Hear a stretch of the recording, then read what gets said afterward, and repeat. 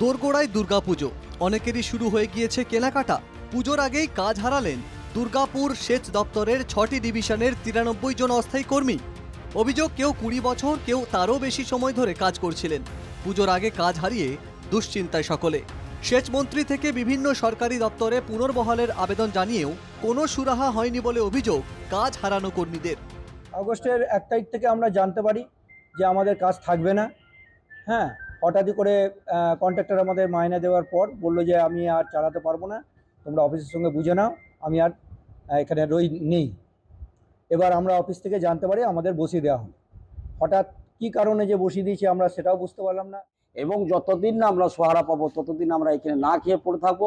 এবং যা হবে সমস্ত কিন্তু আমরা ডিপার্টমেন্টের কাছ থেকে চাইবো যে আপনারা কেন এখন আমাদেরকে লাগাচ্ছেন না, এবং এই বার্তা যদি দিদির কাছে পৌঁছায় আশা করি আমরা 93টা পরিবার অবশ্যই কাজ ফিরে পাবো।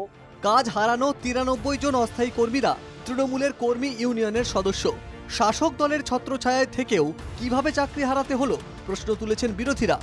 ভাবুন একবার, পুরনো কন্ট্রাক্টর যারা কাজ করেছে এখন কাজ পাচ্ছে না কেন?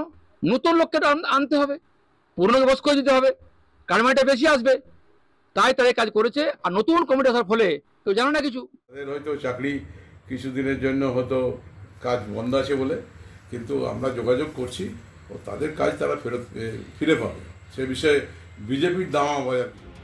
যদি ধর্নার পরও নিজেদের কাজ না ফিরে পান, তাহলে পরবর্তীতে দপ্তরের আধিকারিকদের অফিস ঘেরাওয়ের হুঁশিয়ারি কাজ হারানো কর্মীদের। দুর্গাপুর থেকে সাধন রুজের রিপোর্ট, NK টিভি বাংলা।